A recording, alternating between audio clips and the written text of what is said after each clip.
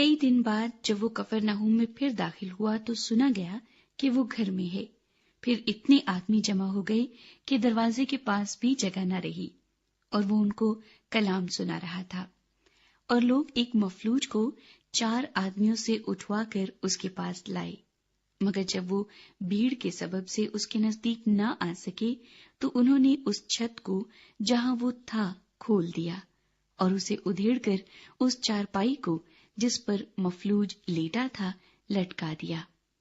یسوع نے ان کا ایمان دیکھ کر مفلوج سے کہا، بیٹا تیرے گناہ معاف ہوئے۔ مگر وہاں بعض فقیہ جو بیٹھے تھے وہ اپنے دلوں میں سوچنے لگے کہ یہ کیوں ایسا کہتا ہے، کفر بکتا ہے، خدا کے سوا گناہ کون معاف کر سکتا ہے؟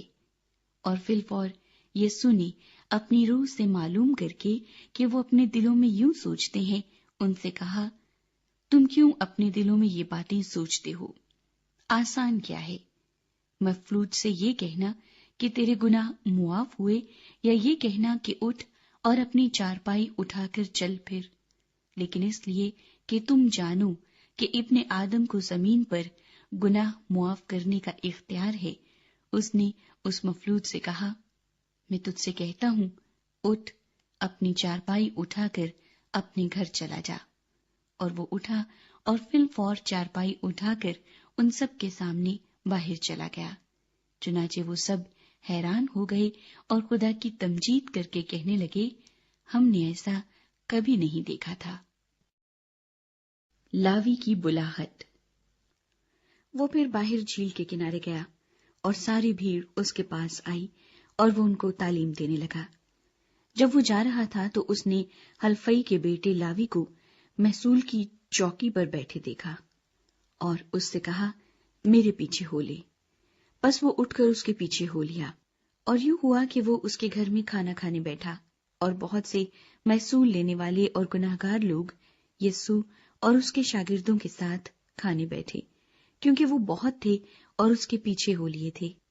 اور فریسیوں کے فقیہوں نے اسے گناہگاروں اور محصول لینے والوں کے ساتھ کھاتے دیکھ کر اس کے شاگردوں سے کہا، یہ تو محصول لینے والوں اور گناہگاروں کے ساتھ کھاتا پیتا ہے۔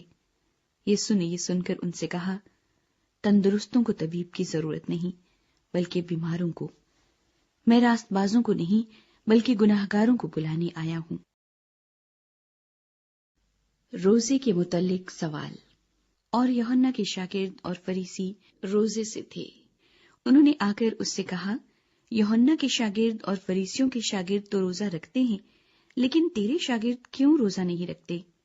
یسوع نے ان سے کہا، کیا باراتی جب تک دلہا ان کے ساتھ ہے روزہ رکھ سکتے ہیں؟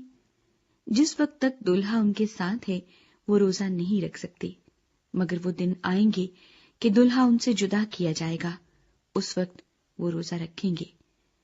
کورے کپڑے کا پیوند پرانی پوشاک پر کوئی نہیں لگاتا، نہیں تو وہ پیوند اس پوشاک میں سے کچھ کھینچ لے گا، یعنی نیا پرانی سے، اور وہ زیادہ پھٹ جائے گی۔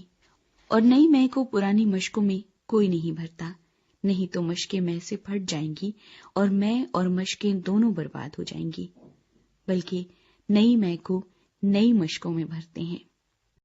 سبت کے بارے سوال۔ اور یوں ہوا کہ وہ سبت کے دن کھیتوں میں ہو کر جا رہا تھا، اور اس کے شاگرد راہ میں چلتے ہوئے بالیں توڑنے لگے۔